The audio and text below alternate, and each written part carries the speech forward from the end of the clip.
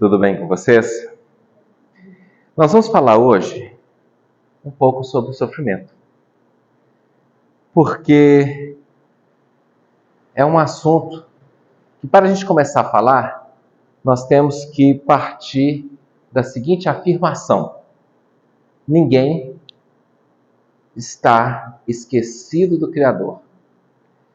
Não cai uma folha de uma árvore que não seja pela vontade de Deus.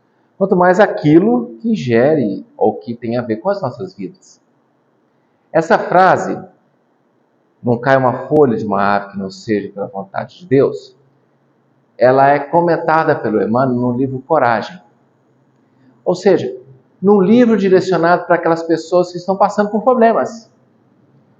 Porque Coragem é um livro que nos dá força para passarmos pelos momentos difíceis da nossa vida.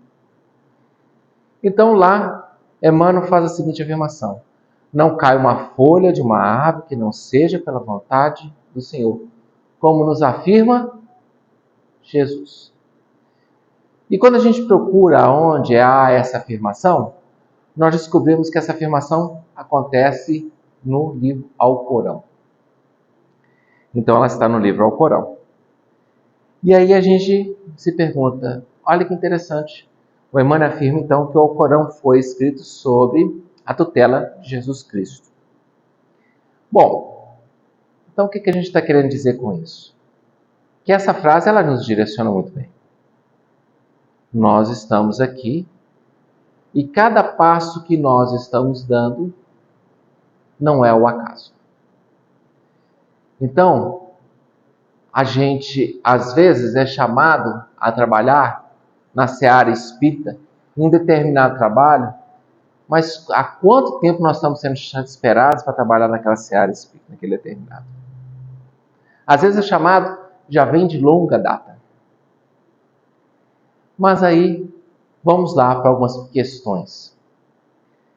Quando nós sofremos, qual é o motivo do sofrimento? Ele está associado ao quê? O que vocês acham que está associado ao motivo do nosso sofrimento? Quando a gente fala, eu estou sofrendo por causa do quê?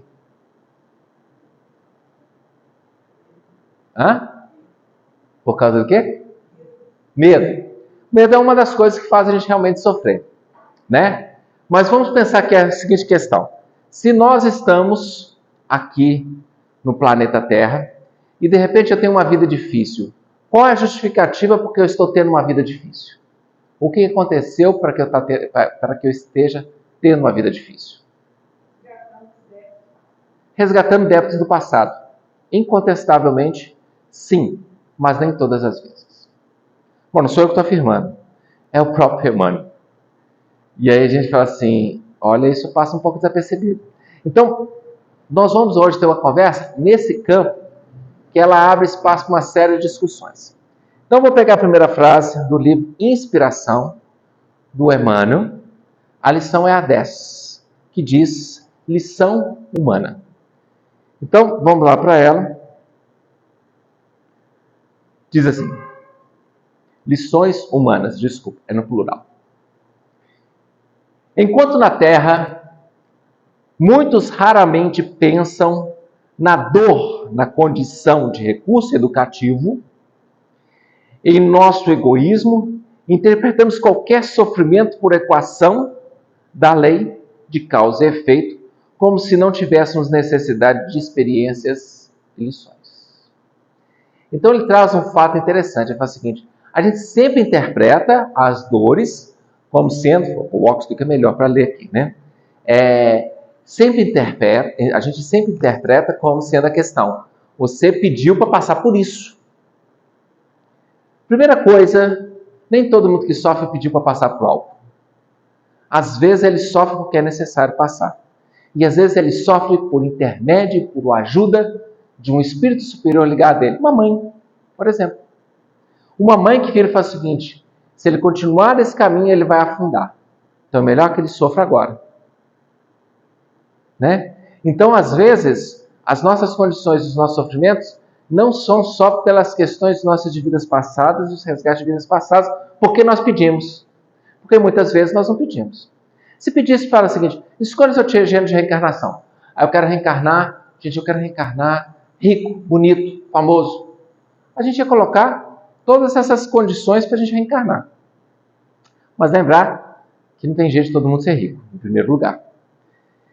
Aí você vira e fala o seguinte, a gente às vezes, quando alguém nos pergunta por que eu estou sofrendo, fala porque você pediu isso. A pessoa fala assim, ele está totalmente enganado, eu nunca pediria isso. Ah, mas no plano espiritual você tem um outro conhecimento, você pediria isso. Não, nem sempre pediria.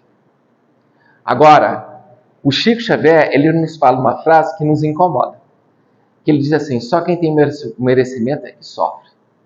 Aí você começa a falar assim, calma aí, está começando a ficar complicado esse estudo aqui que a gente está querendo trazer. Primeiro nós estamos dizendo que só quem tem merecimento é que sofre. Por quê? Porque quem tem merecimento é normalmente aquela pessoa que em vida passada acabou pedindo para não ter facilidades. Ele não pediu para sofrer. Ele pediu para não ter facilidades. Essa é a questão. Nós temos o livro de André Luiz, de uma mulher que ela volta ao planejamento de corpos reencarnatórios e pede para dar uma enfeiada nela. Aí o responsável fala assim, mas seu corpo está tão belo, seu corpo parece tão bonito, você quer que fique um pouquinho mais feio? Ela falou, sim. Por 3 reencarnações consecutivas, eu tive queda por causa da beleza física. Você quer que eu tenha a 4ª? Não, dá uma enfiadinha aí. E se nós formos analisar, apesar de eu achar o contrário, os grandes ícones de beleza espiritual, às vezes não são bonitos fisicamente, não. Você pega o Chico Xavier, você olha, eu acho ele bonito. Mas você olha, ele não tem aquela aparência de um galã. Por quê? Porque a missão dele era outra. Você pega a Madre Teresa de Calcutá, não tinha aparência de galã. Como fala? Qual é o termo feminino? De estrela, né? Ela tinha uma aparência física que não era de atração, mas o coração dela era. Então, pensando nisso, a gente pensa a seguinte questão. Às vezes, o sofrimento bate na nossa porta como lição. Não sou eu que estou falando, é a irmã. Ela vem a nos ensinar. E muitas vezes, o que a gente faz diante desse sofrimento que vem nos ensinar? Qual é a nossa atitude? Se nós não temos o conhecimento espiritual, se nós não temos o conhecimento do plano espiritual, qual é a nossa atitude diante dessa questão? O que a gente costuma ter?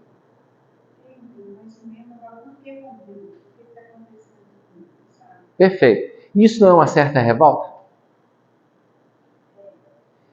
Não é? E quando nós temos conhecimento espírita, a gente também faz essa frase? Fala essa frase? Fala veladamente, mas com uma certa confiança. O que eu estou falando assim veladamente? Você fala assim, será que eu fiz tanta coisa errada para merecer isso que eu estou passando? Senhor, eu só tento fazer, eu só servir o Senhor, só tento fazer o bem. A gente questiona.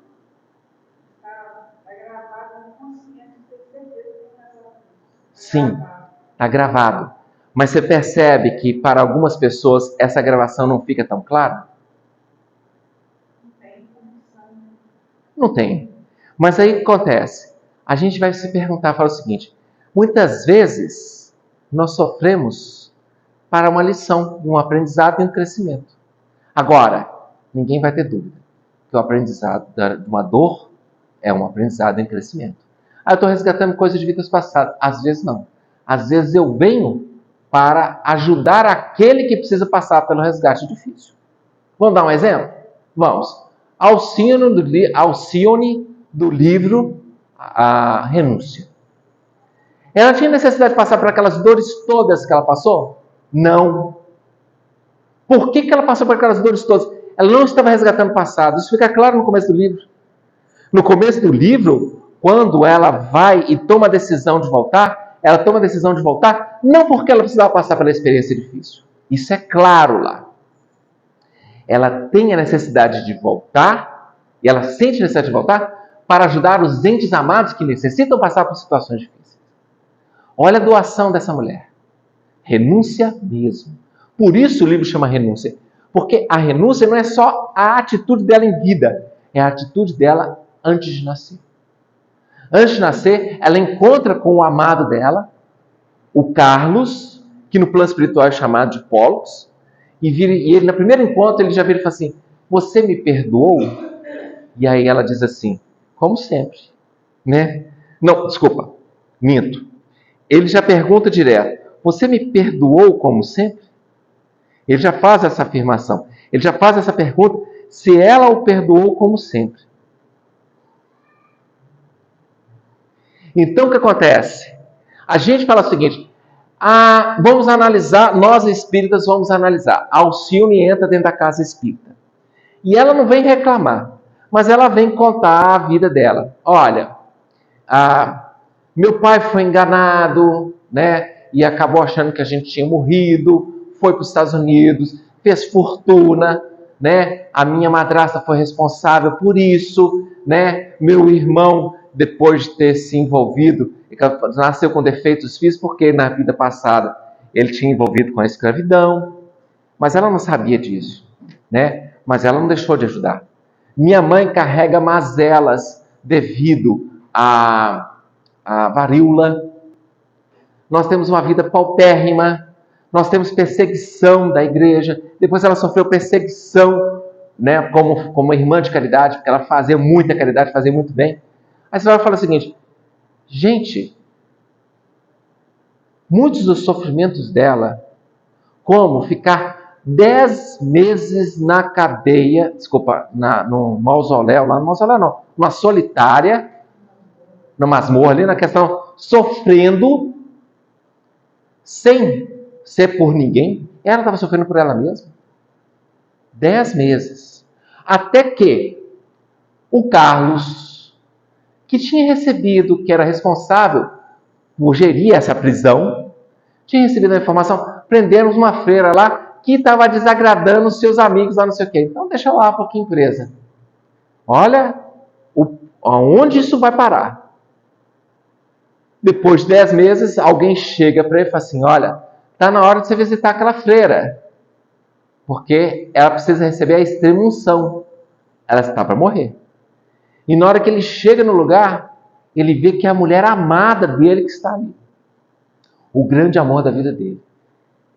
Gente, o livro não fala isso, mas a gente consegue perceber que aquilo foi a grande lição para a vida do Carlos.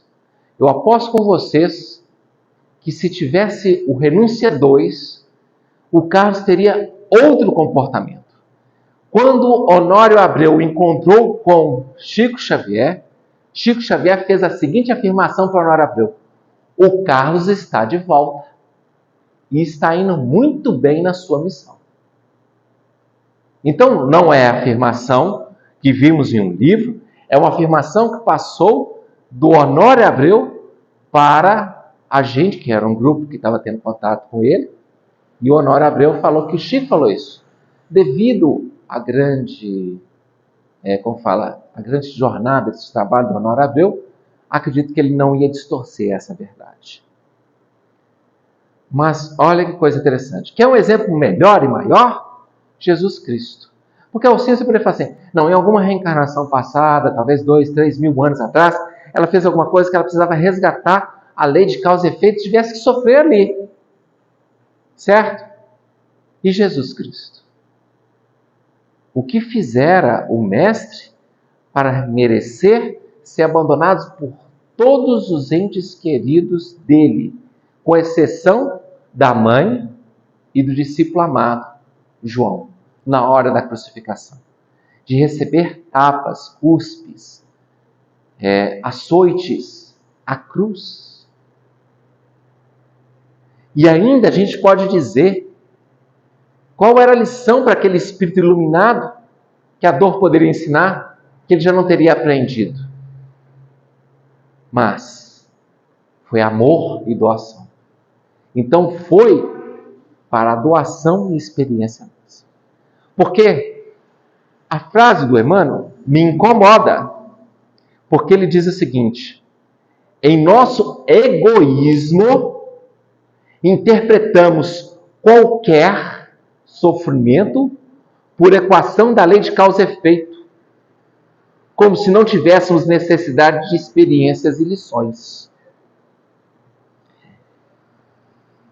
Então nós não conseguimos entrar na intimidade do Pai, na intimidade do Criador, na intimidade de Deus, para conseguir entender todos os pormenores que acontecem em nossas vidas. A lei de causa e efeito é inegável e ela age na nossa vida, tanto para o bem como para o mal. Faço o bem, sou merecedor do efeito do bem que plantei. Então, muitas vezes, no trabalho da caridade, da labuta no bem, a promessa não é de ninguém menos do que o próprio Jesus, que diz o seguinte: quem muito ama, muito será perdoado. E a caridade, na língua hebraica, é a mesma palavra que amor. Então, quem muito ama, muito será perdoado. Quem faz muita caridade, muito perdão terá.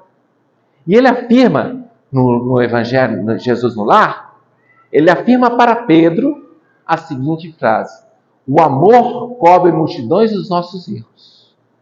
Pedro reafirma isso em suas cartas. Então, o que nós estamos querendo falar? É que nós não temos experiência, aprendizado e profundidade para entender a essência do Criador, no que concerne ao que Ele espera de mim e os caminhos que eu tenho que trilhar. No Livro dos Espíritos, perguntam para Kardec pergunta para os Espíritos: podemos compreender Deus? E qual foi a resposta? Não. Falta-lhe o sentido. Por que falta o sentido? Por um motivo. Os nossos motivos sempre são mesquinhos. Eu quero poder para ganhar algo em troca disso, nunca para servir. Eu não imagino eu passar por um sofrimento que eu não tenho a menor necessidade de passar para beneficiar uma maioria. Isso chama caridade heróica. Nós espíritas ainda necessitamos, mas vamos ter que deixar isso. Temos que deixar de fazer caridade. Porque quando fazemos caridade, ela tem dia e horário para ser feito. E vamos ter que aprender como espíritas a viver na caridade. Porque viver na caridade é fazer caridade, mas ela não tem dia e horário para ser feito. Quantas vezes a gente fazendo campanha do quilo, bate campainha, interfone, alguma coisa, teria alguma coisa, eu já dou para a igreja. Então a gente às vezes usa o fazer caridade como justificativa para não fazer nada melhor mais para frente. Enquanto, na verdade, nós estamos utilizando a caridade como um degrau para aprendermos a viver na caridade. Agora, espíritos vão chegar a um ponto de viver a caridade heróica. Jesus fez uma caridade heróica. Tem duas passagens. Uma, quando ele volta para a terra natal, ele abre uma passagem de Isaías, faz uma leitura e diz o seguinte: hoje essa profecia se cumpre. E aí, o pessoal na sinagoga fala: o que é? Você está dizendo que você é a lei? Estou dizendo que eu sou a lei. Eu sou a promessa do Messias. Naquela hora, a multidão nervosa pega Jesus e quer jogar do alto de um monte. Leva ele até o alto do precipício. E simplesmente ele diz não. E passa entre a multidão que não faz nada. É interessante. Como que ele vai atrás de uma turba, consegue controlar uma turba furiosa que quer matá-lo? E simplesmente ele passa, não, hoje não. Então, naquele momento, a morte dele não era justificada. Porque não aprenderia mais. Mas quando a morte dele seria lição para todos nós, por restante das nossas existências, ali ele aceitou a morte. Caridade heróica. Então, o Cristo, ele mostra algo de maior profundidade para a gente, que nós ainda não conseguimos. Se você perguntar, o Cristo entende a natureza do Pai? Sim, porque ele já foi capaz de afirmar vitorioso: eu e o Pai somos um só. Então ele compreende, ele tem o sentido. Nós não temos o sentido. Ainda não. E pegando essa questão de sentido, porque nós temos a direção. Nós sabemos a direção. Só que direção, por exemplo, você vira e fala o seguinte: essa estrada que sai daqui vai para onde? Está indo para Cataguases. Então qual que é a direção dela? Leopoldina, Cataguases. Qual é o sentido? Depende de onde você estiver. Se eu estiver indo para lá, eu estou indo no sentido Cataguases. Se eu estiver vindo para cá, eu estou sentindo Leopoldina. Então, o sentido também tem essa palavra. Como fala, o sentido tem também esse sentido. O tempo para a gente só corre num sentido. Mas para Deus não. Para Deus não corre só em um sentido. Para Deus pode correr nos dois sentidos. Porque a afirmação que nós observamos sobre Deus no Antigo Testamento é aquele que era, aquele que é e aquele que será. Então, Deus sempre será Deus e sempre foi Deus e é Deus. Então, muitas vezes, Deus age conosco diante do sofrimento igual o pai amoroso, que muitas vezes tem que ser duro com o filho para preservar o filho. Um pai observa o filho num momento de desatenção, aproximando a mão em torno de uma fiação desencapada, que pode dar um choque muito forte nele. E aí vem o pai de longe, para evitar que o choque aconteça, o pai joga o corpo contra o corpo da criança, ou do mais filho, e joga o filho no chão, onde o filho rala o joelho, onde o filho se machuca, pode até quebrar uma perna. Mas não encostou no fio de alta tensão e não morreu naquele momento. Aí o filho olha para o pai: esse meu pai é cruel, ele é mau. Mas não percebe que Deus, na verdade, muitas vezes coloca o sofrimento na nossa vida para evitar que a gente escampe por caminhos que não deveríamos trilhar. O Chico Xavier fala mais ou menos isso. Ele diz assim, que a catarata que ele teve, a surdez que ele teve, a angina que ele teve, foram presentes de Cristo. Mas assim, presente de Cristo? É. E ele afirma, porque são essas coisas que evitam que eu me machuque ou que eu vá para o caminho errado e que eu entenda a responsabilidade que eu tenho para fazer. Então, a concepção da dor na vida do Chico Xavier é uma lição e experiência e, na verdade, um alerta para o futuro. Olha, tem que trilhar por outros caminhos. Às vezes, o Espírito pede uma vida mais difícil para que não caia na facilidade. Aí ele se vê e fala o seguinte, ele está pagando as coisas erradas que ele fez no passado? Não. Ele está evitando de adquirir novos débitos, de adquirir novas dores. Na Segunda Guerra Mundial, fizeram uma eleição antes de 1939, quando estourou a guerra, lá na Europa, para descobrirem qual era o exército mais bonito, de homens mais bonitos, de corpos mais bonitos, mais torneados, mais saudáveis de todos. E aí, os alemães ganharam. Não é melhor, os alemães não. A guarda SS de Hitler, a guarda que foi responsável por todo o Holocausto, foram considerados os homens mais bonitos. Aí nós vamos começar a entender a frase do Chico Xavier que diz: só quem tem merecimento é que sofre. Porque esses homens não tinham merecimento para sofrer.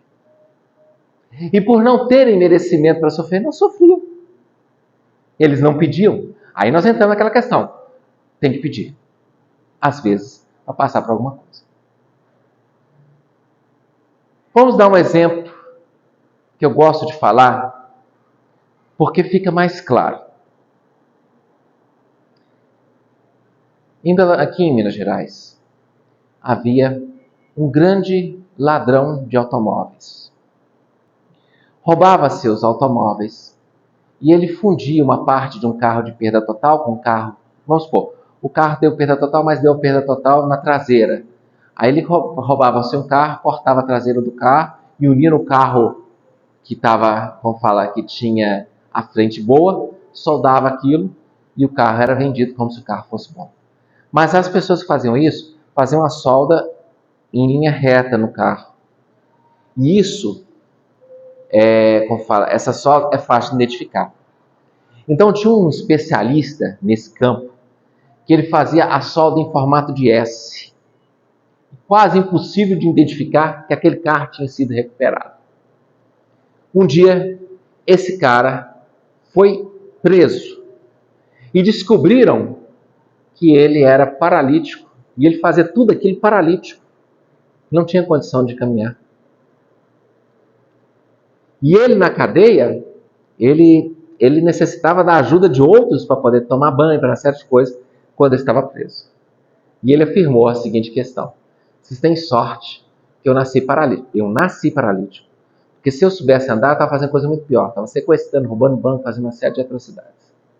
Então, com certeza, para esse espírito, aquela cadeira de rodas, aquela paralisia, foi proteção para evitar de continuar errando mais profundamente, apesar de estar continuando errando. Então, num grupo de estudo, nós assentamos e começamos a questionar sobre esse caso e nos perguntamos, né, qual é o gênero de vida que talvez essa pessoa vai ter na próxima. Se ele veio paralítico e fez o que estava fazendo, o que vai acontecer provavelmente na próxima reencarnação? Como vocês acham que ele viria? Se paralítico não segurou ele, como que seria? Tetraplégico, inconsciente, vegetando. São essas talvez as primeiras respostas que nos passam à cabeça.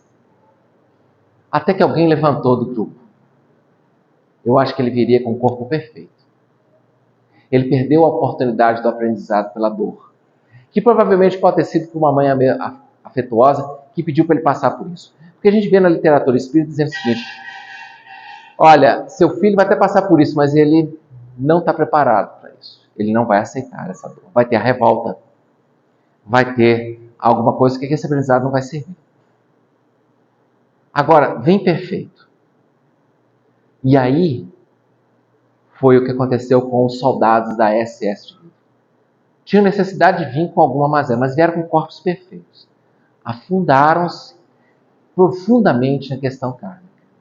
Muitos deles, por pedido próprio, pediram para vir numa condição bastante precária na reencarnação seguinte, com problemas, assim, difíceis de lidar, para que não continuasse a recair no erro. Aí, nesse caso, eles pediram. E aí sim, o aprendizado se faz. Porque Deus não permitiria algo que não fosse de aprendizado do Espírito. E Jesus faz a seguinte afirmação: é necessário que haja escândalo, mas ai daquele pelo qual o escândalo vier. Tem algumas pessoas que são candidatos em primeiro lugar, eu sou o primeiro da fila aí, para serem o escândalo. Desde que eu faço isso que ninguém quer fazer. Uma vez eu estava na discussão com meus colegas de engenharia, e com um colega falou assim, eu falei com ele, uma coisa que eu nunca projetaria é armas. Aí ele falou assim, eu projetaria. Eu falei, por quê? Porque se eu não projetar, outro vai projetar. Eu falei, meu amigo, deixa que o outro faça, você não vai errar só porque alguém tem que errar. Agora, se você quiser fazer isso, é uma coisa decepcionante e difícil.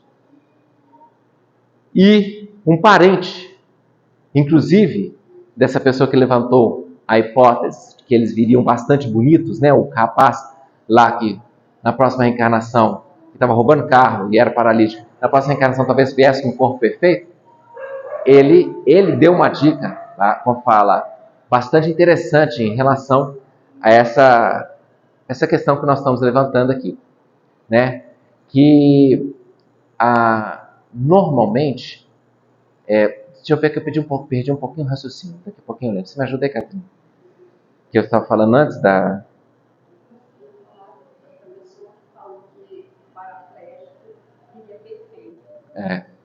Aí eu falei o seguinte, né? É necessário que haja escândalo pelo qual, como fala, mas é daquele pelo qual o escândalo...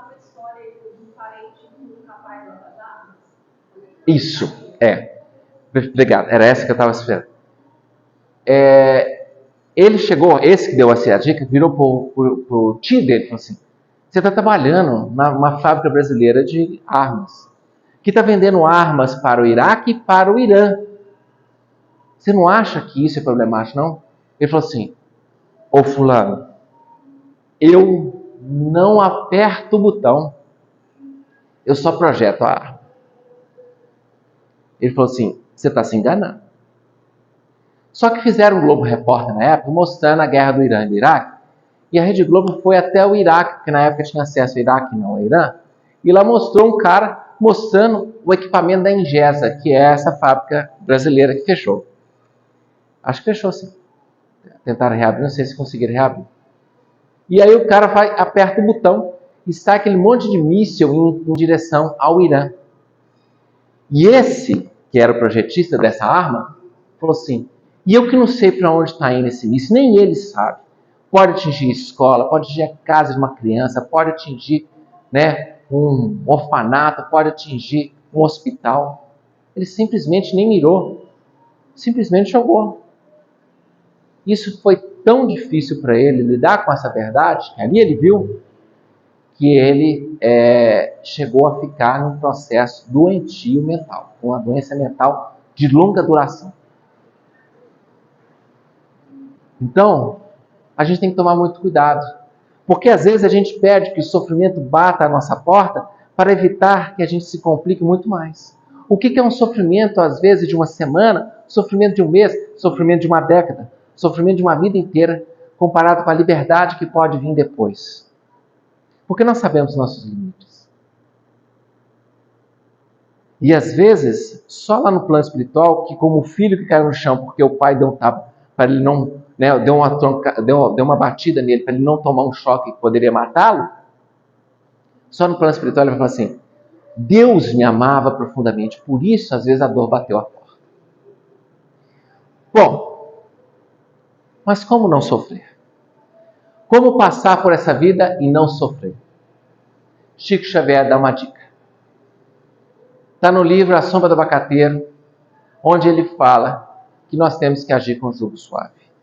Nós não sabemos o que nós aprontamos em vidas passadas, se nós devemos 10 mil talentos ou 100 mil denários. 10 mil talentos é uma moeda, um talento é uma moeda que são 6 mil dias de trabalho. Então 10 mil talentos dá da ordem de 2 milhões de reais. 100 denários dá por volta de 5 mil reais, são 100 dias de trabalho. E a lição, quando Pedro pergunta para Jesus quantas vezes deve perdoar, Jesus afirma que não é uma ou duas, como Pedro estava perguntando, ou 7, mas 70 vezes 7. Mostrando que nós devemos perdoar indefinidamente, porque ele continua. Porque o reino dos céus é semelhante a um senhor que vai cobrar as dívidas. E traz um que lhe deve 10 mil denários, 10 mil talentos. Fala: paga o que me deves. Ele fala: não tem como pagar. Então nós vamos pôr todas as medidas da dor para corrigi-lo. Me perdoa, Senhor. Está perdoado. E ele atravessa a porta, ou seja, ele reencarna. Quando ele reencarna, ele encontra alguém que lhe deve 100 denários. E ele fala: paga o que me deves. Não tem como pagar. Então vou pôr toda a lei em cima de você. E aí aqueles que sabiam da dívida de 10 mil, cobraram os 10 mil, avisaram o Senhor que cobrou os 10 mil tintim, como fala, centavo por centavo daquele que devia. Mesmo assim, a misericórdia divina age muito bem, muito, ainda para diminuir isso, porque o bem cobre multidões dos nossos erros. Mas o que eu quero dizer para a gente ir caminhando para o nosso encerramento é que quando nós estamos nesse processo de reencarnar sem saber o que nós fizemos no passado, vamos ser misericordiosos com todo mundo que erra. Não vamos julgar. Ah, ele fez isso por causa daquilo. Ele falou assim por causa disso. Ele fala assim porque ele é uma pessoa, não sei o quê. Fez por querer. Não. Que o Senhor tenha misericórdia, porque ele talvez não saiba o que faz. Agindo assim, nós também vamos ser merecedores do perdão que tivemos para os nossos 10 mil talentos. Porque muitos de nós, principalmente na condição espírita que reencarnamos com o conhecimento que nós estamos tendo, estamos vivendo uma época de moratória. Ou seja, estamos vivendo uma época onde não estamos resgatando o que deveríamos resgatar. Para que a gente possa ter o conhecimento aqui que seja a luz para libertar as reencarnações seguintes. E a música está ajudando. Jesus Cristo. Eu estou aqui. Então nós estamos aqui para poder servir, para aprender, para crescer. para criar força. Porque se amanhã a dor bater a porta, a gente não fique preso. O que será que eu fiz em vida passada para merecer o que eu estou passando por hoje? Mas confiança na fé, porque a fé e a confiança têm que andar junto. A fé é conhecer, mas também é confiar. É ter certeza de que existe um plano espiritual, mas também confiar. Aonde a gente diz assim, Senhor, se o Senhor permitiu que isso acontecesse na minha vida, eu tenho certeza que algo de bom eu vou conseguir tirar disso no final. Que eu vou poder ajudar a mim, ajudar meus parentes, ajudar o próximo diante da dor. Quantos parentes aprendem e crescem com a dor de um que está passando por uma prova difícil? Quantos parentes mudam a forma de ver porque alguém passou por uma prova difícil?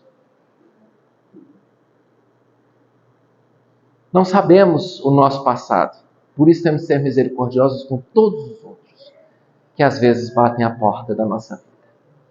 Porque aí nós vamos ter certeza de alguma coisa. Estamos em sintonia com o Pai. Poderemos afirmar como como Paulo de Tarso, já era Paulo. Já não sou eu que vivo, mas o Cristo que vive em mim. Porque inicialmente, agora, nessa nossa fase atual que estamos vivendo, lógico, tem exceções aqui, talvez presente nós tenhamos muitas dessas exceções, mas talvez na vida atual, na fase atual, a gente às vezes afirma o seguinte: tudo me é lícito, mas nem tudo me convém. Frase de Paulo de Tarso. Ou seja, eu sei já o que eu não faço e sei o que me convém fazer. Mas se continuarmos nessa disciplina durante anos e décadas, poderemos afirmar, talvez no futuro, vitoriosos: já não sou eu que vivo, mas o Cristo que vive em mim. E se mantivermos isso por milênios e milênios, milhões de anos nessa propriedade, vamos entrar e matricular-nos na escola crística. Vamos aprender a ser Cristos. E lá na frente, poderemos afirmar, vitoriosos: eu e o Pai somos um só. Que o Senhor nos abençoe, que possamos ter uma ótima noite. E espero que esse estudo possa trazer para a gente algo que faça a gente pensar e refletir. Só ler a última frase do irmão nesse texto. Eu não trabalhei todos os tópicos. Ele trabalha, se a gente está passando por dificuldades, uma série de coisas, ele fala o seguinte: em suma, se tiveres vivido até hoje sem contato com tribulações e dificuldades, que se fazem valiosas lições humanas, talvez que a tua elevação, por mais rica de palavras e por mais lindamente decorada de gestos felizes, nos dias de exame que te chegam inevitavelmente para cada um de nós, talvez das provas necessárias, não passe de simples ingenuidade. Nós ainda estamos aprendendo e ainda somos ingênuos. Pessoas que eu conheço que passaram por situações difíceis, você vê o crescimento espiritual sem revolta, com resignação, com Cristo no coração e com confiança de que tudo está certo. Você vê ele fazer igual um foguete, evoluindo, come acima. Não precisamos da dor para isso, mas se a dor vier porque Deus achou que aquela era uma lição importante. Vamos aprender a ser, antes que a dor bata a porta, misericordioso para com o erro dos outros, para sermos merecedores da misericórdia para a nossa vida. Muita paz a todos. Jesus nos abençoe e proteja.